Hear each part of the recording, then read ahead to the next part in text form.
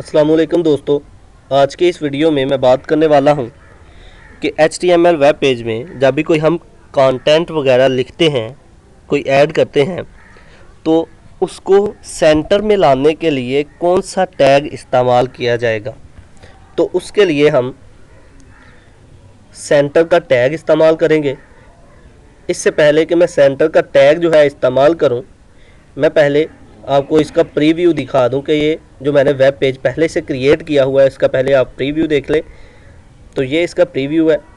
तो अब हम इन वर्ड्स को, ये जो आपको वर्ड नज़र आ रहे हैं, यानी कि ये पाकिस्तान लिखा हुआ या फिर ये पैराग्राफ के अंदर ये लिखे हुए वर्ड्स आपको जो नज़र आ रहे हैं, इनको सेंटर में किस तरह लाएंगे।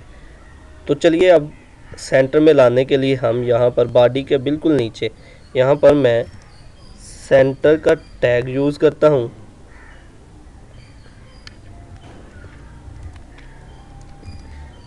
और यहाँ पर मैं इसको क्लोज कर देता हूँ,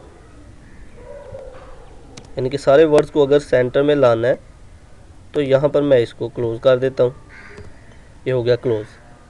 और सेंटर का टैग जो है, ये जितने भी वर्ड्स इसके अंदर अब लिखे हुए हैं, जो कुछ भी है, इन सब को वेब पेज में ये सेंटर में ले आएगा।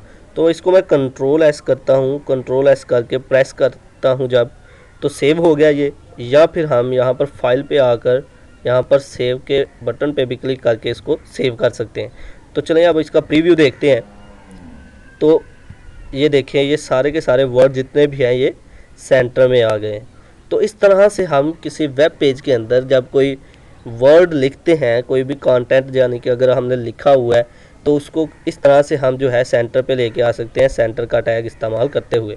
इसी तरह अलाइन भी हम डालकर जो है इस्तेमाल कर सकते हैं, लेकिन अलाइन जो है वो एक एट्रीब्यूट है, लेकिन सेंटर जो है ये एक टैग है।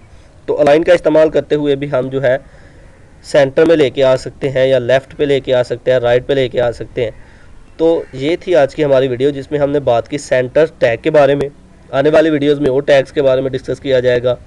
तो हमारे चैनल को सब्सक्राइब करें, वीडियो को लाइक करें, शेयर करें और कमेंट करना ना भूलिएगा। आई होप कि आपको मेरी ये वीडियो पसंद आई होगी। अल्लाह हाफिज़।